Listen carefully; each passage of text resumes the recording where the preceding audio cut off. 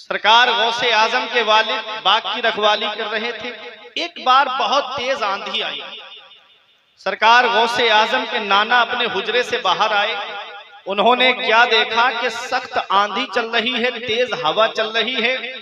सरकार गौसे आजम के वालिद बीच बाग में चराग जला करके कुरान की तिलावत कर रहे हैं और आपके चराग को हवा ने बुझाया नहीं। आपके चराग की लौ जैसे जल रही थी वैसे ही जल रही है। वो देखे और अपने हुजरे में आ गए। एक दिन गौसे आजम के वालिद बाग के अंदर थे।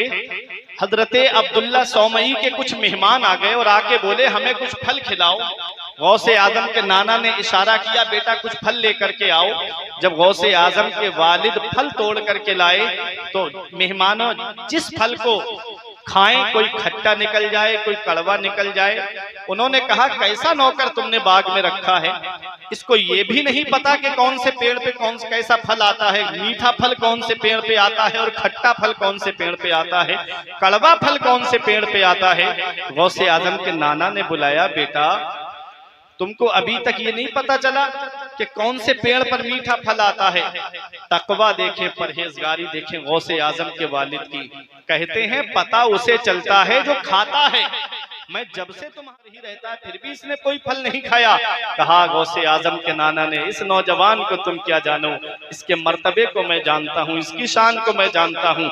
एक दिन मैं अपने हुजरे से बाहर निकला, मैंने देखा सख्त आंधी आ गई थी। इर्द गिर्द जितने बाग थे उन लोगों के बागों के फल जमीन पे गिरे हुए थे। मेरे बाग का एक फल भी नहीं गिरा जमीन पर। सख्त आंधी चल रही थी और ये नौजवान बीच बाग में चराग जला करके कुरान की तिलावत कर रहा था। ये गौसे आजम के वालिद की शान है। और वालिदा की शान देखो, वालिदा का तकवा देखो। माँ है उम्मुल खैर फातिमा।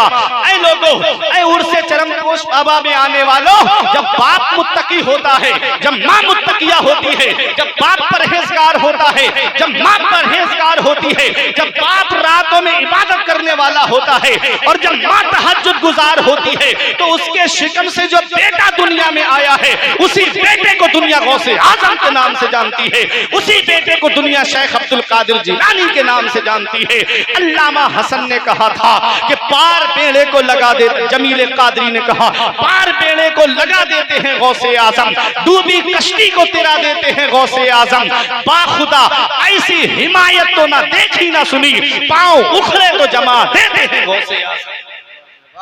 ये है सरकार गौसे आजम, जिनका बचपन भी लाजवाब है, जिनकी जवानी भी लाजवाब है। बच्चे तुम्हारे यहाँ भी पैदा होते हैं, बच्चे हमारे यहाँ पर भी पैदा होते हैं। लेकिन आओ जरा मैं आपसे पूछना चाहता हूँ, गौसे आजम पैदाइशी वली है, गौसे आजम मादरजाद वली है। गौसे आजम की ने आप मदरसे में जाकर के तालीम हासिल की, आप मदरसा पढ़े, 18 साल तक कस्बा जीलान के कुर्बो जवार में तालीम हासिल की। उसके बाद अपनी माँ के पास आके कहते अम्मी अब इजाजत दे दो, मैं मजीद हुसूल इल्म के लिए बगदाद जाना चाहता हूँ। वो माँ जिसकी उम्र 78 साल हो गई है, वो माँ कहती है बेटा तू इल्म हासिल करने जाना चाहता है तो मैं तुझे रोक नहीं सकती, जा मेरे लाल मजीद हुसूल इल्म के लिए बगदाद चला जा। अब मुझे बताओ 78 साल की उम्र जब माँ की हो जाए तो औलाद की कितने सहारे की जरूरत होती है माँ को, औलाद की कितनी सपोर्ट की जरूरत होती है माँ को। लेकिन वो गौसे आजम की वालिदा है जिन्होंने कयामत तक आने वाली औरतों को पैगाम दे दिया कि तुम औलाद की जुदाई का गम तो बर्दाश्त कर लेना,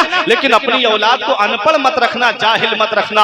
आज हम सिर्फ गौसे आजम के नाम का नारा लगाते हैं, सिर्फ गौसे आजम से मोहब्बत का दावा करते हैं। और आज हमारे बच्चों का हाल क्या है, अल्लाह अकबर। सेक्टर ब्यूरो की रिपोर्ट के मुताबिक 85% मुसलमान तालीम याफ्ता नहीं है। जिस मुसलमान के पैगंबर पे सबसे पहली वही आई तो ना नमाज का हुक्म पहले आया, ना रोजे का हुक्म पहले आया, ना हज का हुक्म पहले आया, ना ज़कात का हुक्म पहले आया, सबसे पहली वही नाजिल हुई, इक़रा, पढ़िए पढ़िए पढ़िए। आज वही कौम तालीम से दूर हो गई। पैगंबर इस्लाम ने जब मक्के में ऐलान नबूवत फरमाया तो कितने लोग लिखना पढ़ना जानते थे, 17 या 18 लोग लिखना पढ़ना जानते थे। आका ने कैसे तालीम को आम किया, आका ने मक्के से हिजरत फरमाई, मदीना तशरीफ लाए। बज़ाहिर 63 साल की उम्र शरीफ मेरे आका इस दुनिया ज़ाहिरी से तशरीफ ले जा रहे हैं। तकरीबन 1.25 लाख सहाबाए किराम के पास में तालीम थी और उनके हाथ में कलम की ताकत थी।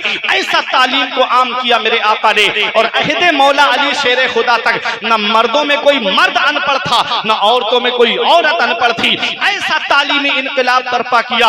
ऐ लोगों, आज हम तालीम से दूर हो गए, आज हम एजुकेशन से दूर हो गए। जिसके पास तालीम नहीं है लोग उसे इज्जत नहीं देते, उसे गवार कहा जाता है। तालीम जिसके पास होती है लोग उसे मोहब्बत से बात करते हैं, लोग उससे प्यार से बात करते हैं। उलमाए किराम ऊपर बैठे हुए हैं, आप नीचे बैठे हुए हो, ये इल्म ही की तो बरकत है। अरे इल्म जिसके पास में होता है, इल्म की ताकत, तालीम की ताकत, कलम की ताकत। ऐ लोगों, पैगंबर इस्लाम की एक हदीस पाक में आपको सुनाता हूँ। मेरे आका फरमाते हैं, मन सलका तरीकन यल्तमिसु फीहि इल्मन सहलल्लाहु तरीकन इलल जन्नह। जो इल्म हासिल करने के लिए रास्ता चलता है, अल्लाह उसके लिए जन्नत का रास्ता आसान कर देता है। ऐ लोगों, अपने बच्चों को जब तालीम देने का इरादा करो तो हजरत अब्दुल्ला इब्ने मसूद कहते हैं, मन अरादल इल्म फअलैहि बिल कुरान। जो तालीम हासिल करने का इरादा करे उसे चाहिए कि वो पहले कुरान की तालीम हासिल करे, पहले उसे चाहिए कि कुरान की तालीम हासिल करे। पहले अपने बच्चों को कॉलेज भेजने से पहले मदरसे में भेजो, पहले अपने बच्चों को स्कूल भेजने से पहले मदरसे में भेजो। जब तुम्हारे बच्चों के पास में तालीम होगी, जब तुम्हारे बच्चों के पास में एजुकेशन होगा, जब तुम्हारे बच्चों के पास में शिक्षा होगी, ऐ लोगों, जब वो पहले कुरान पढ़ा हुआ होगा, हदीस की तालीम उसके सीने में होगी, तो वो डॉक्टर भी बनेगा, तो वो वाला डॉक्टर बनेगा जो गरीबों की मदद करता हुआ नजर आए।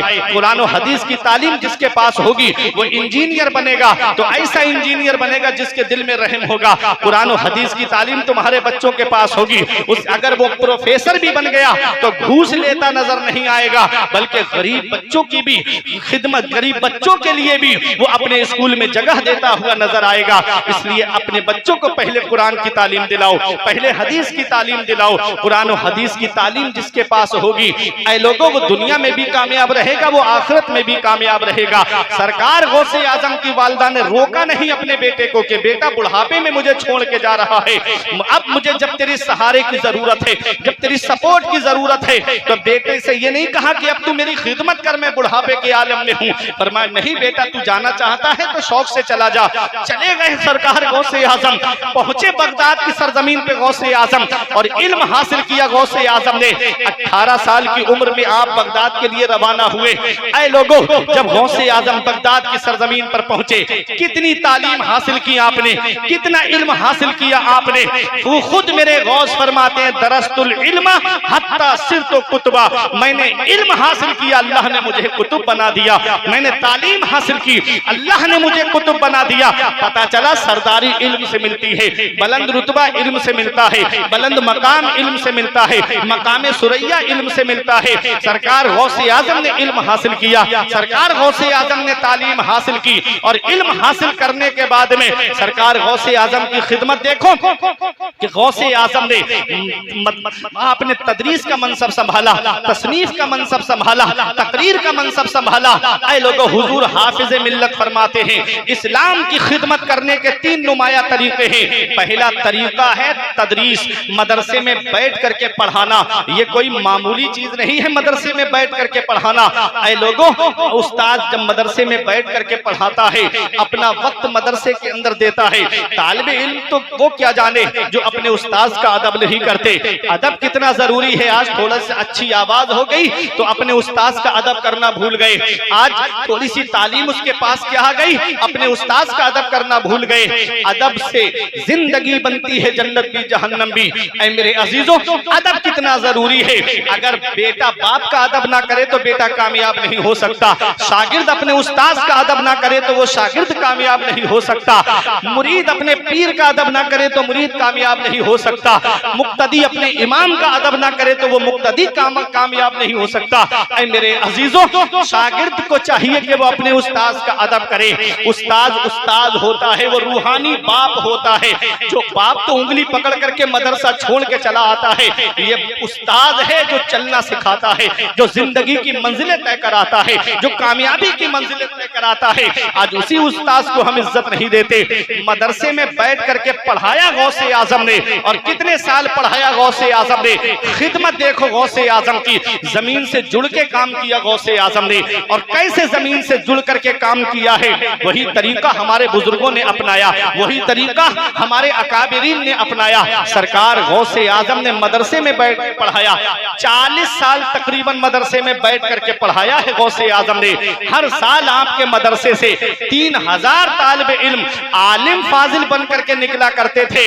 ऐ लोगों, गौसे आजम उस जात का नाम है जिनके मदरसे से, जिन्होंने अपनी 40 साल मदरसे में बैठ करके पढ़ाया, तकरीबन 1,30,000 आलिम गौसे आजम ने इस कौम को अता फरमाए हैं।